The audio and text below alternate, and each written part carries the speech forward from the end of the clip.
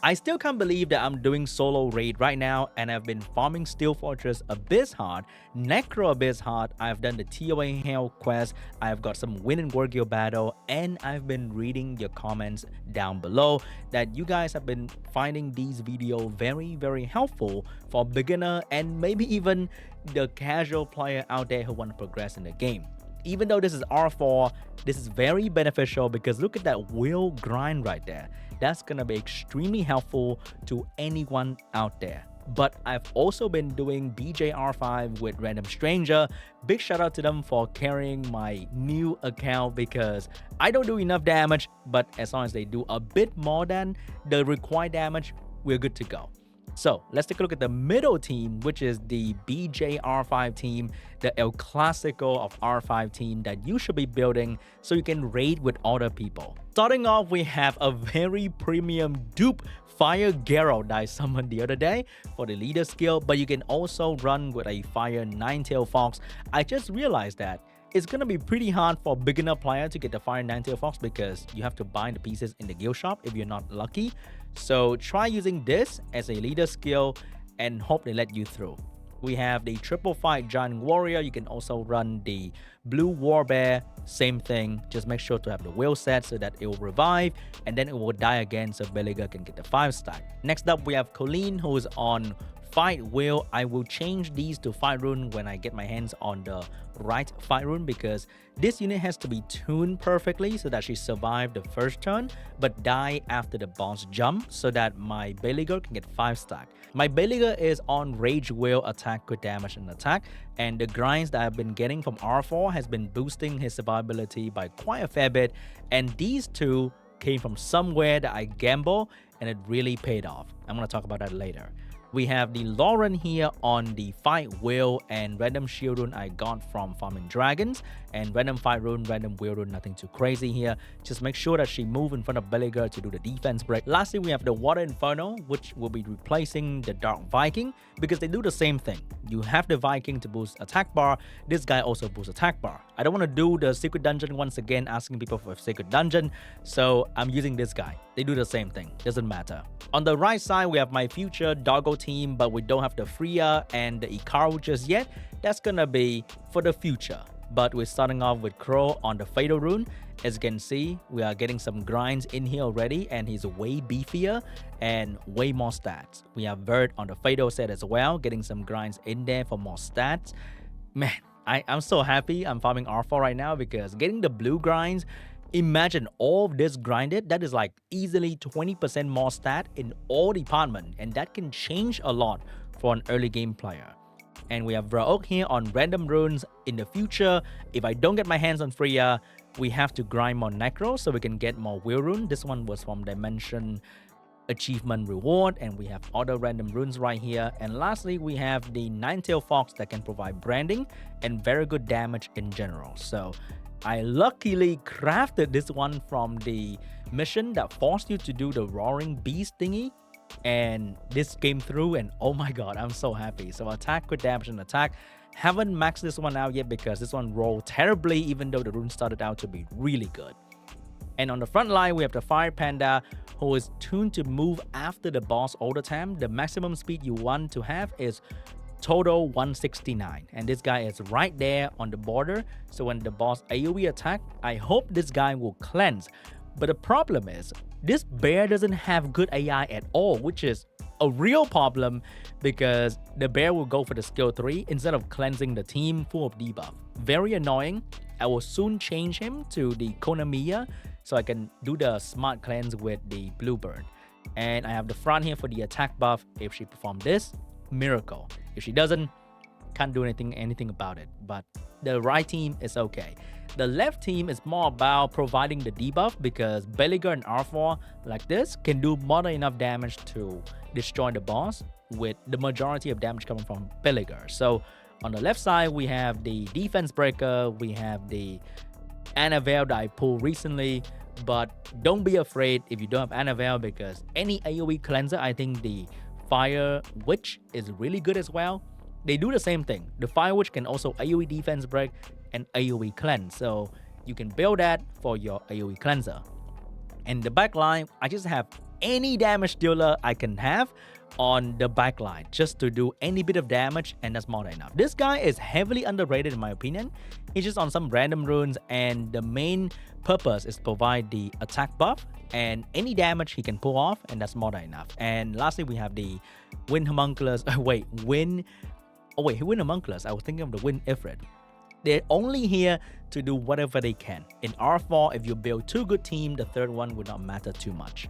So with this, I've been running a bit of R4. Of course, I will not spend a crazy amount of energy here. I just want to get my hands on the blue grind so that I can grind out all the runes I'm using on the main dungeon team unit. If I get some violent speed grind, that'd be great. But majority of the time, I want like the Blade, Fatal, Rage, and God rune, so I can grind them up so that they can have a bit more stat and do my dungeon a bit faster. And I will try to get my hands on R5 whenever I can. The game is not very stranger friendly, newbie friendly for R5 anymore, because in the past, when you can't solo raid, fighting a party is not very hard. But nowadays, fighting a party is extremely challenging. Since solo R5 came out, not a lot of people will want to raid with stranger anymore. So once in a while, you might find, let's say Draco will try to do BJR5 in there, and he's looking for a fellow BJR5 gamer. So go in and hopefully he'll let you through. If you build this guy, just tell them that, hey, he does the same thing as Jensen. Don't worry, my team is all good. Another big milestone for me is the free-to-play Steel Fortress Abyss hard farming team, with the Ling Ling being the main buff blocker. I also realized that recommending 2A like Gina or Zinc is not very free-to-play friendly, because I can't summon those units out of thin air. It's so annoying. So Ling Ling is truly the ultimate free-to-play buff blocker, and you don't even have to max her skill and she can do her job just fine. She's on Violent Blade, speed, good damage, and attack, and she will Violent proc or proc her own attack into the buff block. We have Fran to provide the attack buff immunity, very important because the boss will stun you, defense breaker, heal block in the same unit. Lauren, we have Raok here to provide damage in the trash wave and the main boss, and lastly we have Crow for some big damage. The team runtime is not exactly very fast or a speed team in any shape or form. It's like a minute to a minute 20 seconds. Sometimes it might go under a minute, which is amazing, but most of the time it's not very fast. But the most important thing is I am now able to farm good artifact in the highest level of this dungeon, and that will allow me to have better farming team in other content. As of now, I can't make my Dragons team any faster, but they have been achieving some sub 1 minute run, and I'm very happy about that. The only way I can make my farming team faster is to get artifact that deal damage bonus on fire element, and that will boost my Spectra, Veramos, and Crow damage by a lot without getting any better rune, which is amazing. And also better artifact will allow me to tank better in ToA and potentially leading into building any starter PvP comp. And I will spend a good chunk amount of energy here to get some starter artifact. Hopefully we get anywhere in the 10% bonus or reduction damage, and that is gonna be so much more amazing than what I have right now, which is white artifact. And farming artifact is something that a lot of people neglect in the early, mid-game, or late-game stages of their account. And I think being able to farm artifact early on is really amazing. And this team is so free-to-play friendly. You can get all of these units and they perform really well. It is not 100% win rate just yet because everyone here is kind of swishy, so I might get super unlucky. But so far, it has been going pretty amazing. I can't farm the other dungeon yet because this dungeon requires me to ditch Fran and Lauren because they both reduce attack bar. I've been trying to use the water living armor, but this boss hit really hard and it will focus on my Crow. So right now, Crow died way too quickly.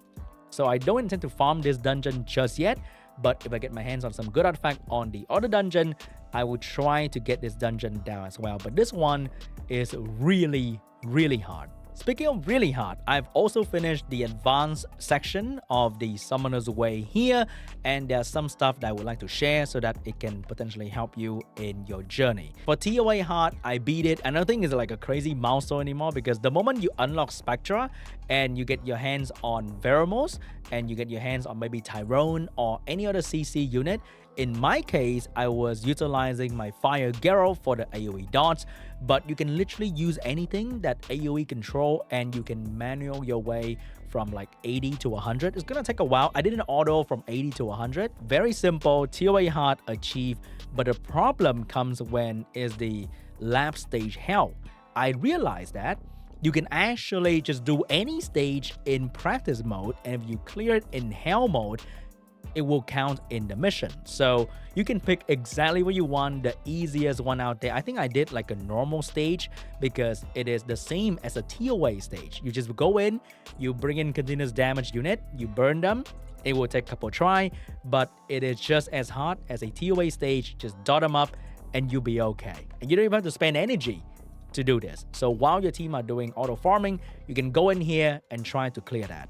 Lastly is the ToA Hell first level. I think the first level is usually the same every single month, and it is the bomb enemy. So Veramos will take care of all the bomb out there very easily, and Spectra will be in charge of doing the boss damage, and Lauren will keep the boss down. She will not take a turn, so you don't worry about the bomb being detonated or whatsoever. You have Veramos here to take care of the bomb and just do damage on the boss, and you're good to go. Even some of my guild member, big shout out to Ice Brand here for not even doing ToA Hell. What are you doing, brother? I've also been trying to do Necro Abyss hard, but it is extremely hard. So my next step is going to be Shaman 2A. Hopefully that's going to allow me to kill the boss faster, because right now I can win, but the run takes 2 minutes and 30 seconds. Way too long. I don't want to sit here for like 2 hours to do 30 runs. So not for now. I'll wait for 2A Shaman and I'll get back to Necro Abyss hard, because I need way more Rage Rune for every single one of my PvE damage dealer. Other than that, these are my 6-star roster. Which one are my regret? I think Roy was one of my regret. I even spent 2A energy into him just to realize that I don't want to farm giants at all whatsoever. So I wasted 40 energy here that could have been spent on Shaman, which was a shame. I don't use Water Garrow anymore, but I might still use him for some PvE.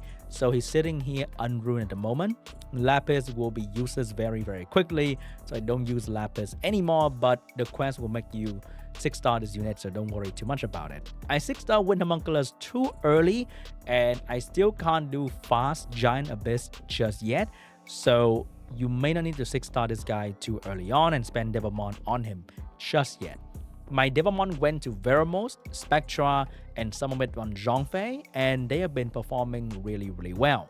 I 6-star my Ep.5 just because she's an Ep.5, but I don't really use her anywhere at all. Even in ToA, I was using Fire Garrow because of the dot, so this is equivalent to maybe getting a Rika early on, or a Beretta, or whatever AoE dot damage you have. I don't really need her at all for pretty much anything. So Fire Garrow has been way more useful than her. I also 6-star Prelia just to prepare for my giants, not too important.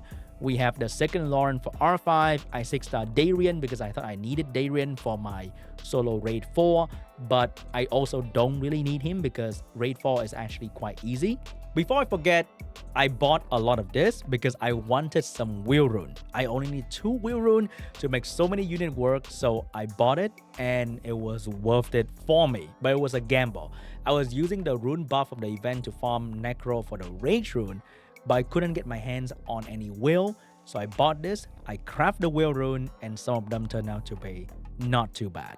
But that was definitely a gamble and I'm lucky. Would not recommend doing that for any super efficient free-to-play player, because most of the time you are going to get pretty garbage 5-star blue rune here and you might waste 500 crystal for nothing. But I think that is still a much better gamble than buying any of this in the early game. Don't touch these. These are like the trap they set out for you so that you will buy more crystal and summon even more and get absolutely nothing, and you don't even need any 5-star to clear anything in this game. Of course, some of them will make it so much easier, like Fire Garrow and the Dupe Fire Garrow I got right here, but most of the content can be clear with free-to-play unit like I have done in here. Another small achievement that I did was winning some World Guild battle matches, and that gave me quite a number of guild points. So don't be afraid to just go in, throw your best team out there and maybe get a win or two together with doing your guild rivals. That's going to give you so many guild points because my next goal is to hopefully get the win Ifrit from this. If I get the fire one, that's going to be very sad because the fire one is mainly a PvP unit. The water one is like a damage dealer that's cool, but he's not needed for any of the content. The wind one is just the king of free-to-play giant abyss heart, and I really want that one. I don't want the fire or the water one, but that's going to be another gamble. Hopefully I'm going to get that. I made a huge mistake here. I thought it was on my main account or something, and I bought the rune with my ancient coin. Oh my god, that was so stupid. I bought a wheel rune, and I suddenly realized that, wait, I'm not on my main account, and I lost 150 coins, and I could have bought the Agar pieces. Oh my god, this guy is the cornerstone of so many Rift Beast team. He's also great in both artifact dungeon. He is going to be the one I'm gonna buy from the ancient coin shop. After that, I'm gonna buy this guy because he's also insane in PvE, and that's gonna take me so many weeks to just buy these two 5-star units. For the rest of them, I don't really care. If I have any extra in maybe 6 months, I will buy some re-app, but that's gonna be a long way to go. And I just lost so many weeks of progression in the Agar summoning quest. I'm so sad. Other than that, I have done 99 matches in RTA with free-to-play unit that you can get in the support section, and maybe picking a Veramos and a Vert in between. And as you can see, you can win and have positive win rate above 50% with just the free unit they give you. And maybe if I climb to C1, boy, you have no excuse to not get to C1 if I can do this with just these units, okay? Come on. Alright guys, next video is gonna be the RTA, I promise. And also a lot of people have been asking for a rune guide for beginner. I want to do a rune guide separately because I want to include everything I know about runes in the rune guide.